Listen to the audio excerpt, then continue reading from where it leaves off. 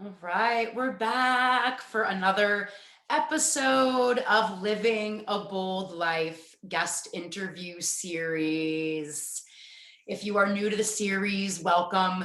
This is a way to let you see snippets into a little bit of people's long, expansive journey, get off the highlight reel, have authentic conversations, and just normalize all that goes into living what I call a bold life.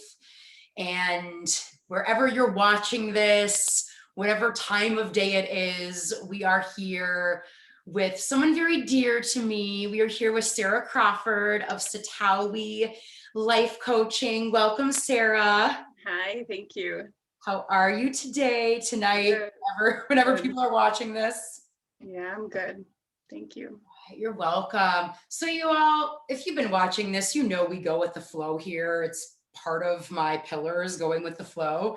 So wherever you're reading this, if you want to read the formal bio of Sarah, just go ahead and pop on down there now, because we don't have that going yet. So I'm just going to fill that in as we do it. But who Sarah is to me is Sarah's also a coach.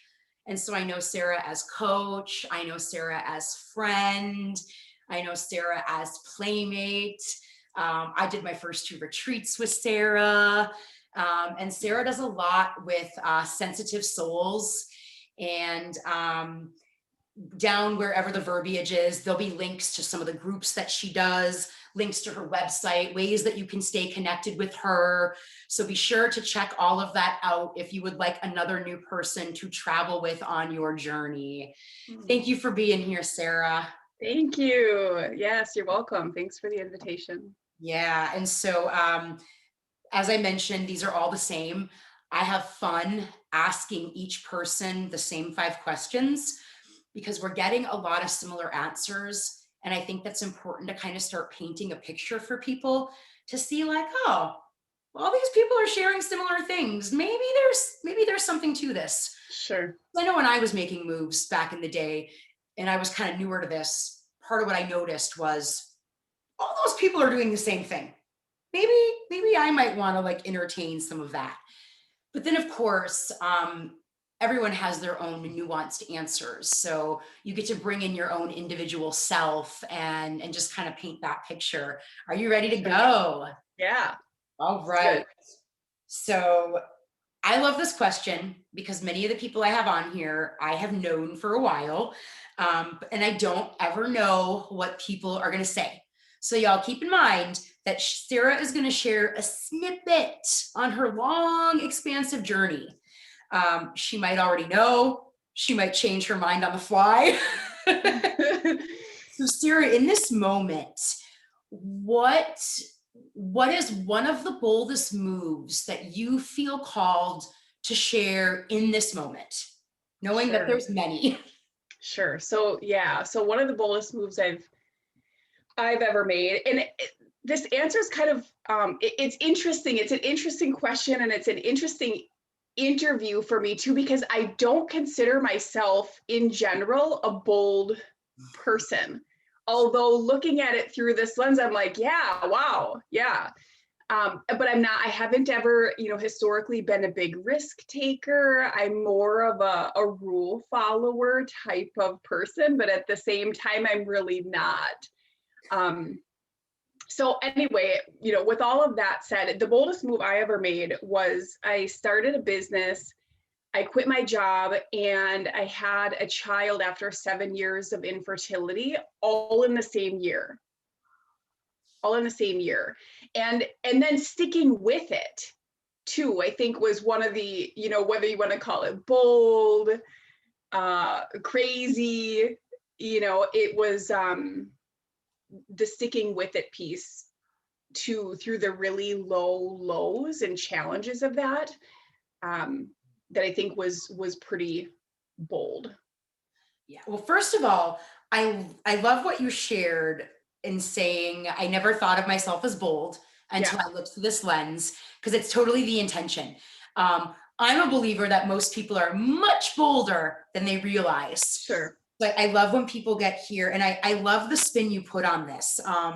And that's why I love question one. People are kind of really putting different spins on this. And so what I'm really hearing from you is that it may not necessarily have been that you started a biz, quit a job, and had a child after 7 years of fertility all in 1 year. I joke and tell people, be careful what you wish for, because it all Yeah. just shows up, right? Yeah. But for you, it wasn't necessarily that it all transpired in 1 year. The bold move was really sticking with it, committing to it, not bailing on what you said you wanted. Yeah. When you Choosing got it it, and it being felt all like, in. whoa, it's all here. How do I do it? Like you stuck with Yeah. it. Yeah. Yeah. It wasn't just a spur of the moment choice. It was a real commitment. Yeah. I love that. So listeners, like that's the thing I really want to point out here is it doesn't necessarily have to be this event where you're like, okay, I did it. There's the move. You know, it might be actually choosing to commit to it and keep showing up. For many of us, that is where the bold move is, because we could turn and run anytime we wanted. Yeah. Yeah. I love Well, that. and there were many of those times because business does not come naturally. And to me, and I want to say too, I'm highly empathic, I'm highly sensitive, and I'm an introvert. And so doing like all the things that are involved in a business where you're building your own clientele and life coaching here. So I'm in Wisconsin, life coaching here, when I started was a pretty new industry, and it wasn't real well known or established here. And so I had to do a lot of putting myself out there, and that's not a comfortable place for me. And I didn't really have a lot of, I don't know, I don't want to say supports. There were some people that I did have, but I guess a lot of the structures in place to really thrive in that. So the learning curve for me on this was pretty high. Yeah, well, and I think anyone who's listening can imagine like all that goes in just if you're starting a business alone, Yeah, just if yeah, you're starting a job alone, just if you're having a child alone and all that. And then I do get a lot of empaths and introverts who listen to these shows. Sure. So I know there's a lot of people who are like, oh my goodness, imagining what it would be like to be in those shoes. Sure. So thank you for sharing that, because my guess is it's probably letting some people see some possibility Yeah, if yeah, they aren't able to see that. Because I mean, I even know many introverts just get stopped very often with the conversation of entrepreneurship even alone. yeah, So when you're totally. sharing all of them, so you all, it's possible. And as we Yes. keep going, Sarah's going to show more that will most likely kind of help you see how she made that possible. And so, and Sarah, you may have already kind of spoke to this. Don't worry if you did. Like the questions kind of build on each other because they're kind of meant to be organic and flowing. Yeah. And so for many of us, when we make the move or we're like, I'm doing it, that's enough. For many of us, there tends to be like a straw that broke the camel's back moment, or maybe just how an opportunity shows up or not. But for you, when push came to shove and you had this year where everything started happening at once, the business, quitting, the child, was there anything that had you just kind of start putting all that stuff into motion? Like, Sure. was there a moment for you that happened? Yeah. Well, what I will say is, it wasn't my logical brain part of me that decided to really make that choice. I mean, obviously in partnership with more of the intuition and the synchronicities that were happening. So I had first learned about life coaching when I was just graduating high school. And so this was 1999. And, I was 19 years old, and like, what do I know about life? Who would hire me for anything? But it felt so right. And I could really see it happening. And so I put it on the back burner, and I'm like, no, that's not for me. I went and did the traditional, 4-year degree. My degree's in sociology, which comes in very handy with this line of work. But I put it off for, gosh, 12 years, I think. And then there was a 6-week period where it started coming up, life coaching. It came up in various conversations, and not sparked by me. It was all other people and various avenues. And I feel like I hadn't heard of it since, the late 90s.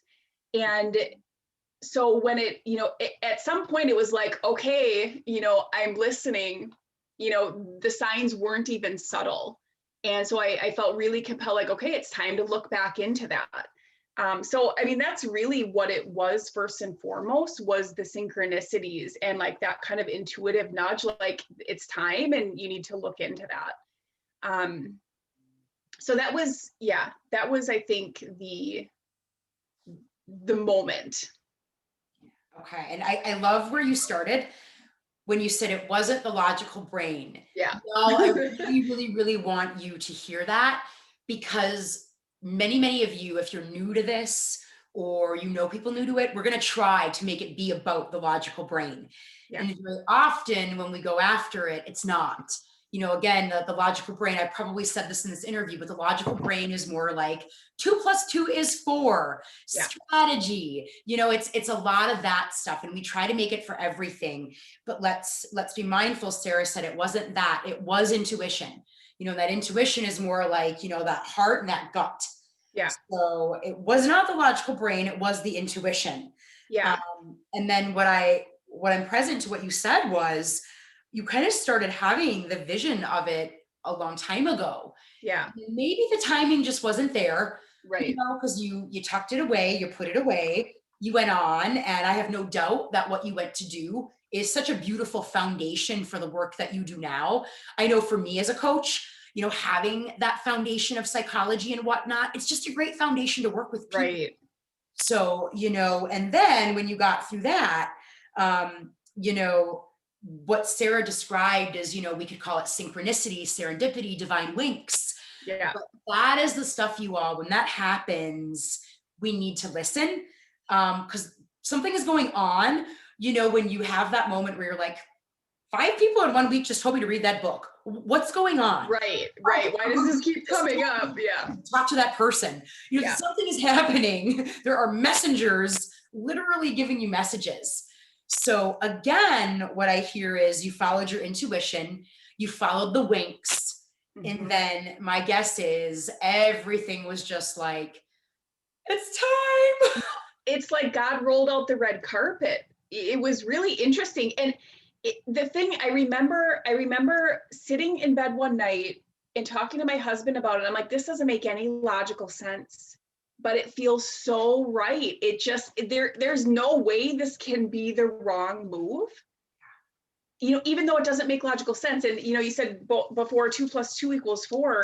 I just want to speak to this piece briefly, that, to go back to school for life coaching. So I work nonprofit, that was what I was doing. And so, most people know nonprofit salaries, they're, you can live off of them, but there's not a lot of extra there. Yeah. And to invest, $15,000 in a life coach training program at the time, and $20,000 to go through in vitro fertilization, which is what we had to do, and then quit my job, which I did quit a bit too early. Hindsight, I would have done something a little bit different there, or at least gotten a part-time job, I think. But regardless, that didn't add up, but we found a way to make it work, and 9 years later now, it's all, it works. It's so fulfilling. The math works now, and I did have to borrow some to make that work, but you figure it out. And I love that you said that, because I know for me, even still sometimes, but definitely before all the transformational work and support. And I know a lot of people in the world struggle with this. We do want it to make logical sense. Yeah. Want And to I know get it's it. right. We do want to know it's safe, right? And very often it's just not going to go that way. And certainly, y'all, we're never ever telling anyone to risk so much where you're going to be homeless, you're going to be starving. We're not talking about, that, but we're talking about maybe just play around with it in your head. Maybe you're safer than you realize. Right. Play with possibility. Yeah, right. And so thank you for sharing that, because when we can hear that we all have the same fears, but when we can hear all the stories of all the people who've been on here, it worked out for me. I was terrified. It worked out for me. That's what we want to hear. The wins where it does work out. So y'all really listen to that. Like the how happened, the math happened. Well, and, I want to say too, like it worked out for me, but I made it work, and it wasn't a forcing, but it was like a sticking with it, that going back to that commitment. It wasn't an external thing where I'm, at a fact of, whether business works for me. I found a way to make it work with me, and that required a lot. Yeah, absolutely. And I was actually thinking commitment when you said that, because that's really where the rubber hits the road, right? And I think we're so programmed in our culture to not want to fail that very often it's like we try it once one way and it doesn't work. Right. But we really do. And Sarah, and I know you and I are from the same cloth on this one. Entrepreneurship, parenting, whatever it is, you have to find your own natural rhythm. Yeah. It does not work no matter what we're talking about. It could be anything, but we all do have our own kind of rhythm where we settle into it. And when we get into that, it just starts to work. Right. That's where the magic is. And you can't compare yourself to, how someone else does it. And that may work for you, and great, learn from them, but you have to find what feels right and aligned for you. Yep. Yeah. Yeah. And I hope those of you who've been watching all these are starting to get familiar with the word aligned. Because if you notice in these interviews, friends, we're not talking very much, if at all, about right or wrong. We're talking about aligned. Mm-hmm. And that's a much different conversation. And so, Sarah, answer this next question, however it feels organic for you, because not all of us have a per se formula, but most people that I've invited to come onto this interview have found at this point in time to keep making leaps, to keep showing up, to keep honoring the commitments day in and day out. It requires a formula, a structure, just something where they know, I know that these things are non-negotiable. I've got to have these things. For some of us, they might be the same all the time. For some of us, they might flow and ebb. But many of us, particularly, coaches and people who are supporting other with this, we've got some things where it's like, nope, I need that, or the wheels are falling off. Sure. Are there any for you that are coming up in this moment that you feel it would be important to share? Yeah, so there's a lot that I could say here. So, tell me if I get a little bit long-winded, but I mean, one of them is, first and foremost, I had to rewrite my formula for success, because how I thought that people became successful was to, work really hard and suffer a lot. And that would have wreaked havoc on my body and my nervous system. My husband compares me to a Mercedes-Benz in the sense of, everything, it works real formulaic, like it's real, you have to be real precise with it. And if any little thing is off, it's like a really expensive breakdown. Oh, we're so that too. a long time to get it going again, or really expensive to get it going. So powering through was the old way, and that just didn't work. In fact, the first gosh, probably 4 years of my business, I was powering through. And so then I was shut down half the time, because my body does not work that way. Yeah. And, and so, I mean, what that took, certainly, getting the support of my own life coach has been instrumental, to help me rewrite a lot of those stories and beliefs. Therapy, truly healing some old wounds, and kind of the things that begin to form your view of life. Yep. And what else? I mean, there's so many things that I could say here. Well, Sarah's kind of like the self-care guru, so that's why she's got a lot that she could say. Yeah, well, I had to, because like I said, I was shut down all the time. And I remember I went to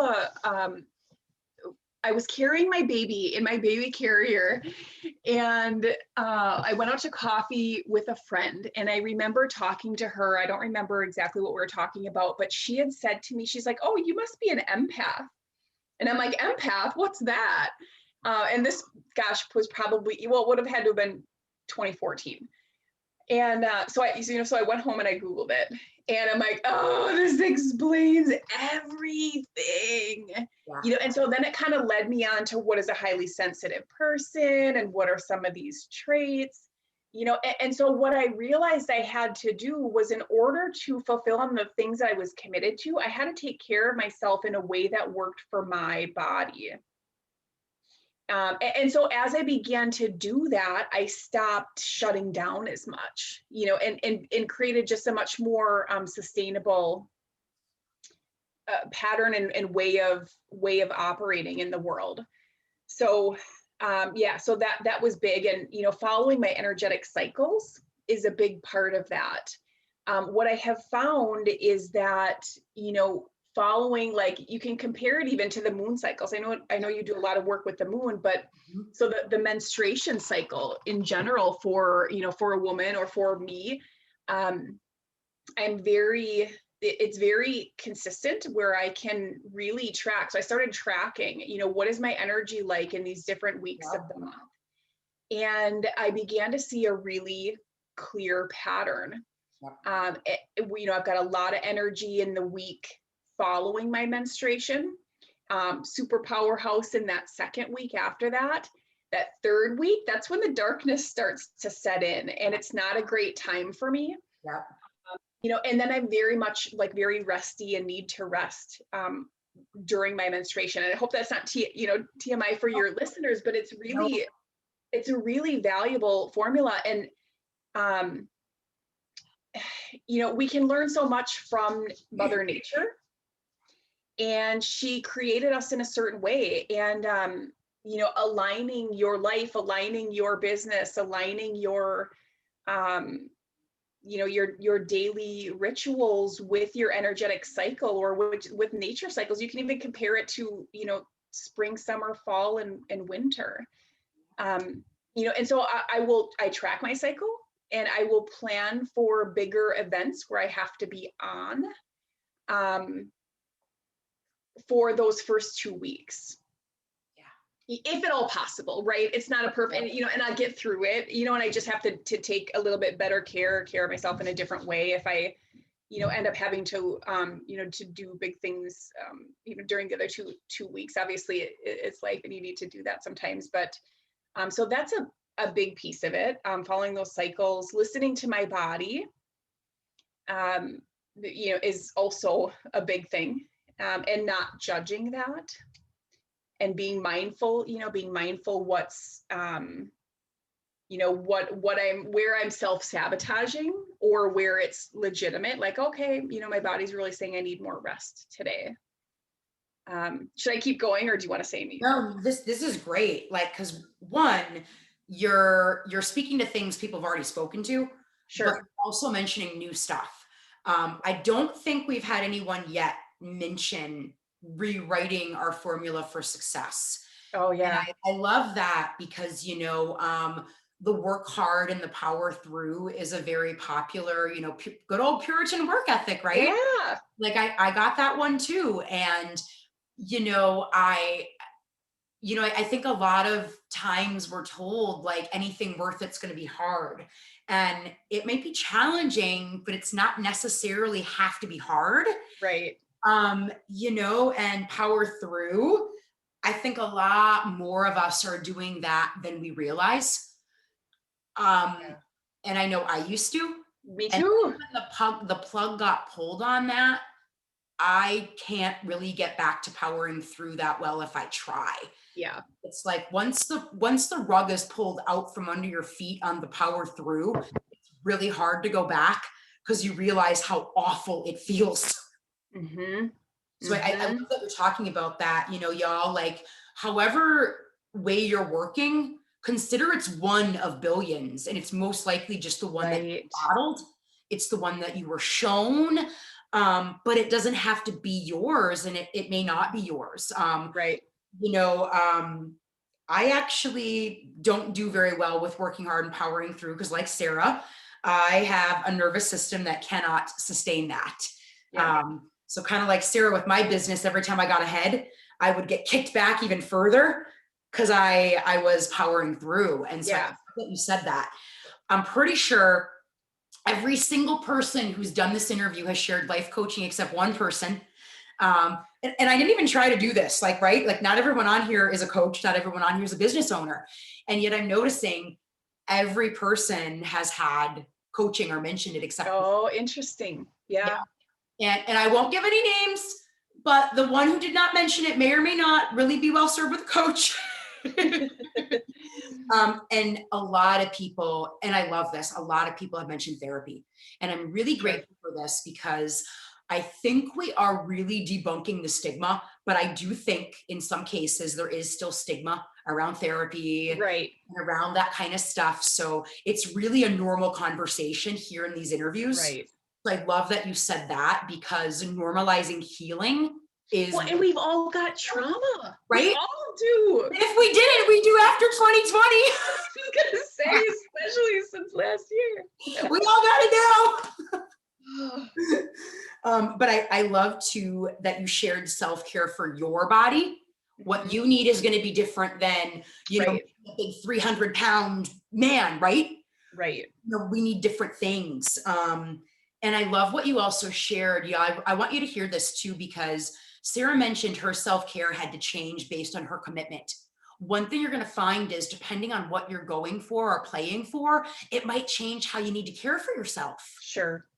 Kind of like, if you just look around the earth or, at a project, sometimes when more is outputting, more has to be coming in, Right. more sleep, more water, more food.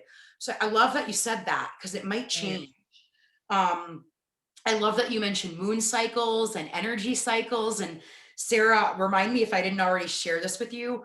One of my clients sent me a link for a moon cycle bakery, and they will send you baked goods that are baked to give you what you need hormonally for each week of the month. And they send you a bakery care package. Oh. Y'all listening, there's a Moon Cycles bakery. If you just Google it, you'll probably find it. They're on Instagram, but I just found out about this. Oh my. So that is something new that I found out about. And I love that you shared the seasonal, particularly because I just started doing seasonal workshop series. Yeah. Because there's a reason, right? Like if we look around, there is a way we can kind of align our flow with the hemisphere that we live in. Yeah. And when we do that, life is just easier. It feels better. Yeah. I love that you shared that. And I love that you shared grace. Grace, because I think we all have been programmed a lot. And very often, the biggest work that I know I have to do, y'all, very often the biggest work is to stand in the truth of how I want to live when what happens up here tries to F with that. You need to work harder. You shouldn't rest. You shouldn't be tired. Right. But I am. And this is what I want right now. Right. And if we don't have grace, it's not very easy to give ourselves what we need in the moment. Well, so let me speak a little bit more to that. One of the things that a belief that we really explored and worked on is this idea that, you know, where bad behavior comes from, or where self-sabotage comes from. And when you're an entrepreneur, when you're not even an entrepreneur, when you're up to something big, self-sabotage is likely to come in. And when my daughter was 3, I realized she's a force to be reckoned with, and I needed to really overhaul my leadership, because I didn't want to be a dictator. I didn't want to be, you know, authoritarian, let's say, you know, but I also didn't want to be a doormat. Right. And so I took an intensive parenting program through Parenting for Wholeness. And one of the things that these fundamental beliefs that she shared was that bad behavior comes from unmet needs. Mm-hmm. And so, you know, if you're like, okay, I shouldn't be tired, I don't want to be tired, I need to do this, you know, or you notice you're sabotaging, you know, take a look at what it is that you really may need under the surface. Take an honest look and address the source of the issue.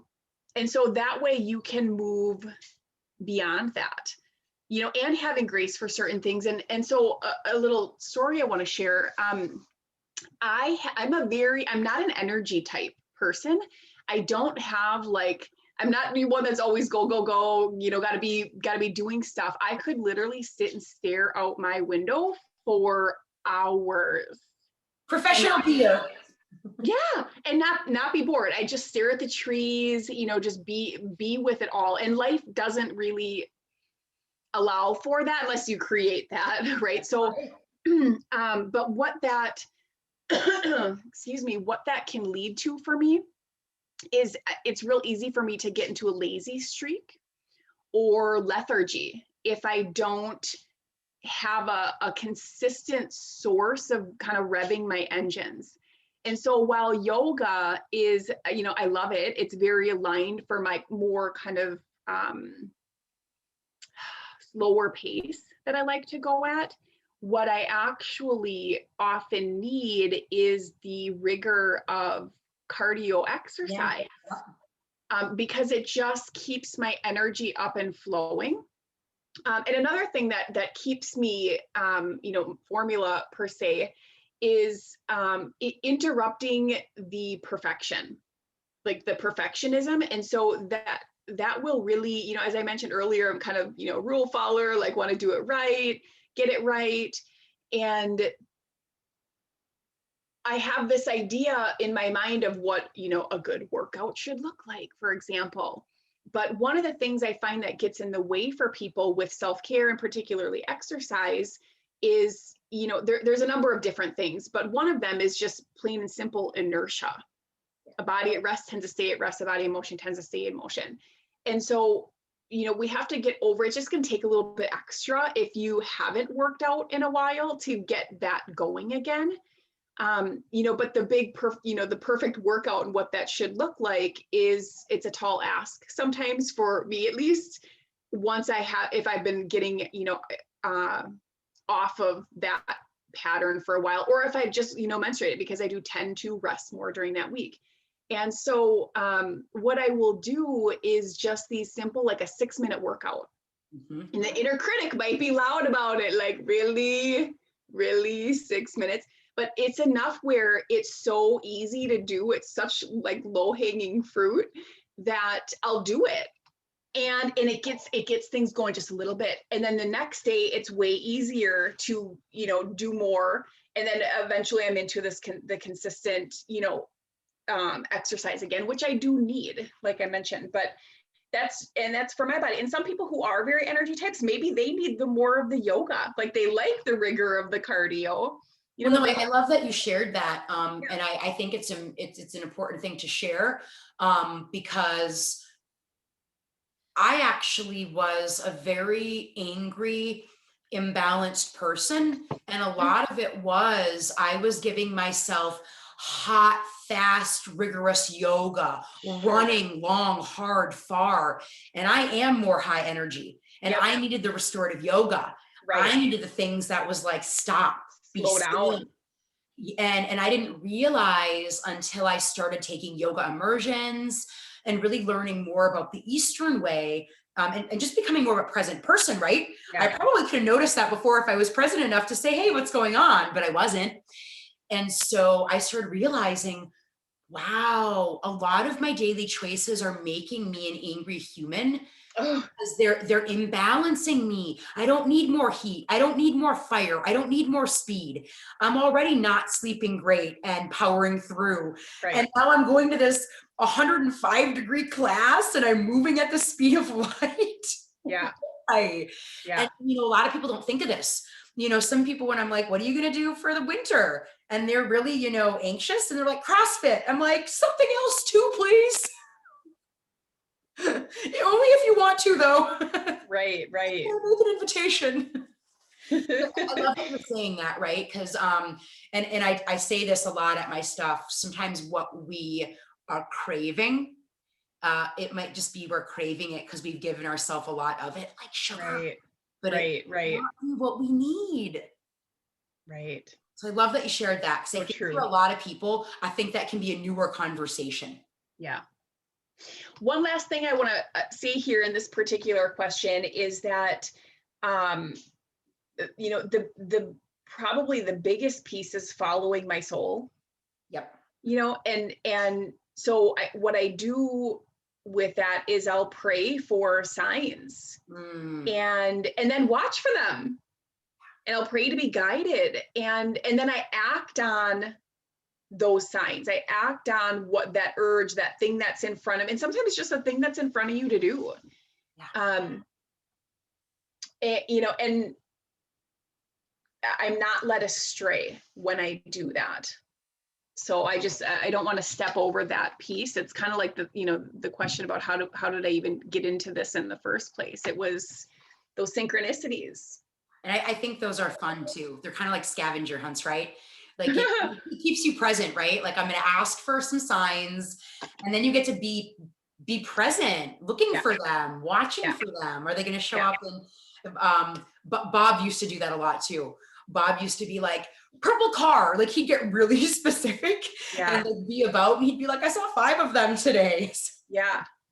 Well, and that's one of the things too I started adding in at some point, and this may have been after a conversation with you a couple of years ago around the concept of play. I tend to take life really seriously, and so like I'll ask for the signs to show up in playful ways. Mm-hmm. Like have fun with me while we're figuring this all out and taking life so seriously.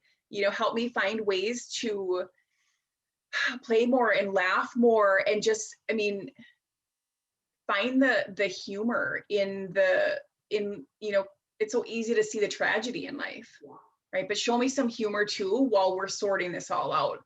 Please, God. It's kind of like necessary right now with everything going on to find those pockets of joy and play and fun, even more so now. Yeah. I love that.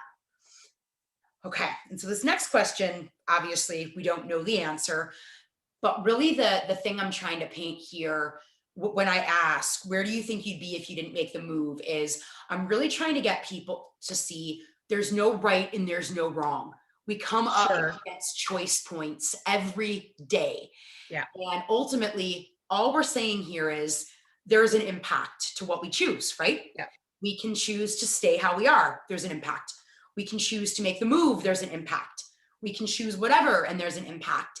And so we just kind of want to get people to see that very often the thing they might want is kind of over that hump that's very scary. And just kind of getting people to see. So Sarah, for you, without really knowing, if you just kind of teleport backwards and just kind of imagine maybe never really choosing to commit to going for it, to quitting that job so you could open your own business and follow that path that presented itself to you years before, to be a mother, to commit to all of that and keep showing up. Where do you think you might be if you didn't go for it in the way that you did without really knowing? Sure.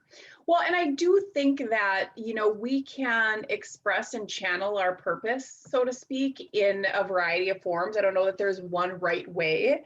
I think some can maybe be more fulfilling than others, but, I would probably be in upper leadership of nonprofit world. I would venture to say I'd probably be pretty burnt out. Mhm. Stress would probably run my life, and maybe not. Maybe I would have found a way to balance it out, hopefully, right? Probably would have had a real big breakdown Mhm. to learn that, which is okay and happens.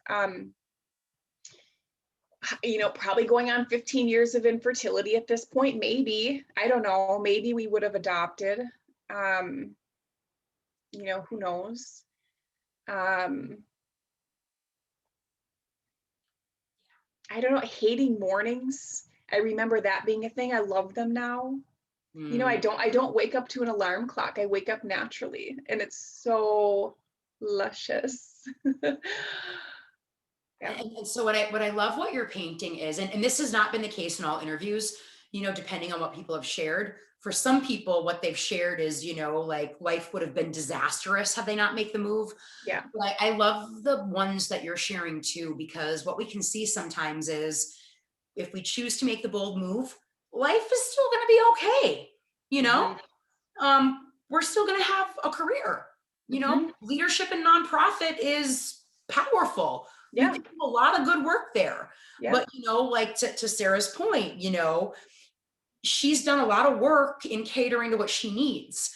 Very often, when you're working in a nonprofit, a startup, corporate, not your own, it can be sometimes challenging to get what you need Right. because you're sometimes at the mercy of other people's scheduling. You're working on other people's timelines, right? Exactly. And infertility, there's so many things that cause that. And more people seem to be struggling with fertility more than ever.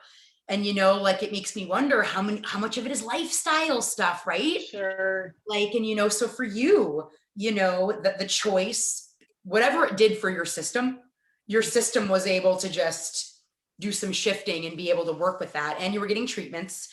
Um, you're able to love mornings now. For a lot of us, I think a lot of people would do a lot of bold stuff to love a morning. It's how you start your Yeah. day. It's Yeah. lovely. So I love it, right? Because what we're trying to show you here, y'all, is whether Sarah made the move, life would have been fine. Mhm. But making the move, it's more hers. It Yeah. feels better. Yeah. She's thriving. She's Yeah. comfortable in her skin. Yeah. It's her life. She created Yeah. it. She's choosing it. It's not just falling in her lap. And I get to do high impact, amazing Yeah. work Yeah. on Yes. my schedule, and stuff that I choose, and stuff that I get to create. I get to use my creativity and create programming and create workshops and be able and call up the organizations I want to work with and propose it, and see what happens. And it's fun. It's fun. Yes. And so you all that even if you're not like up against it where you're like, I'm gonna die of depression, like I'm heading towards a really, really, really dark path, even if you're not there, that's where we still want to think about what is the impact. And, if you're wanting that life by design, it's usually going to require something like we're talking about here. And so, Sarah, like every other guest I've had, by the time we get to the fifth question, you've already been so generous with your time, so generous with your sharing. I love it because someone could watch the first 5 minutes of these and get what they want as a takeaway. Sure. And, I love it because people can kind of just pull on to the one thing, the two things, the three things. So you may now share something that you've already shared to reiterate, or something completely different might be in your heart. But if you were to leave our listeners with a piece of sage wisdom on living a bold life, what would that be for you in this moment? Mm-hmm. So there's so many different things that I could share, but the biggest one I would say is to know yourself and partner with the parts of you that you get mad at. Hmm. and rather than shunning them. And, you know, like, it's sort of an interesting concept. We're like, well, I don't like that about me, or, you know, that this part leads to sabotage. I could say that about my laziness, right? It can, sure, you know, and it also can have me be very at peace and observant of life, and be able to kind of be the calm in the midst of the storm. I love that about me, right? So there's two sides to every coin. And I was just talking to my daughter about this the other day. She's, as I mentioned, she's a force to be reckoned with. And, you know, she doesn't love to, and I say this lovingly for her, but she doesn't love to be told what to do. You know, and she wants to do it her way. And, you know, she had just, you know, the universe gave her a natural consequence of that the other day, and she was real mad at herself. And it was nothing we had done. My husband's always like, you know, be mindful of the cat. When the cat's sleeping, don't mess with the cat. Well, she always want to go and snuggle him. The cats will give you the lesson. Right. And so the cat doled out a lesson for her. And she was so mad. She's like, I don't know why I don't listen. I'm so mad at myself. And, you know, and I said to her, you got to partner with that part of you. And I love that about you. And she's like, I don't think you love that about me, Mom. I'm like, well, it drives me nuts, but I also love that about you. And, you know, this part of you that likes to pave your own path. And she's got good instincts. She's smart. She makes great choices 90% of the time. You know, it'll do her well. She's a leader. She will carve a path, and people will follow her, and that's wonderful. But if she doesn't learn to harness the power of that part of her, it will sabotage her greatest desires and commitments in life.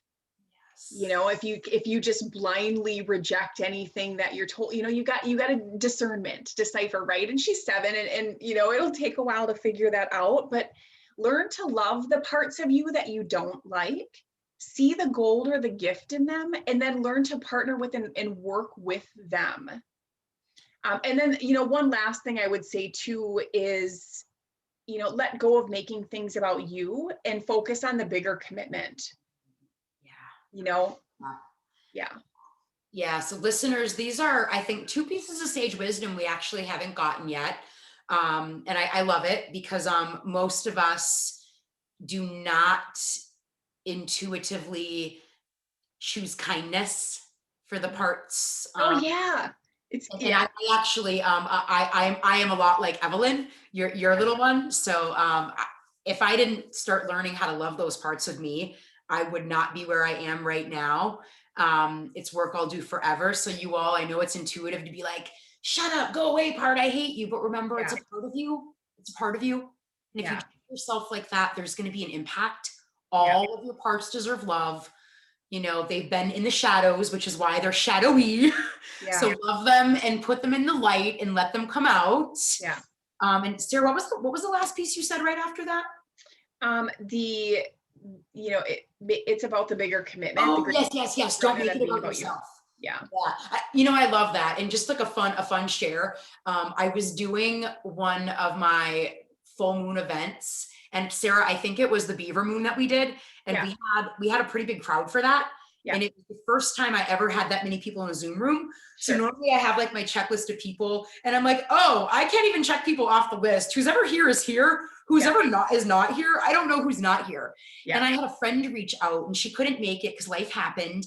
And it took me a couple of days to reply because I'm not always in Facebook Messenger. And she was so convinced that I was mad at her. Oh, and I was like, I didn't even know you were there. She goes, I'm glad I didn't make it because I just got a huge gift. And the lesson is to get out of my head, stop making it about me, because there was actually nothing here. And I just fretted about this for days because I thought I let it down.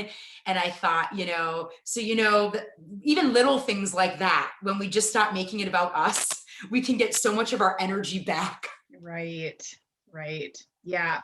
And the one thing I want to say too about, you know, resisting or judging those parts of us, when you resist something, there's like, what is it, like Newton's law of, I don't know, something, where there's equal and opposite resistance back. When you push on something, you're going to get that back from that part of you.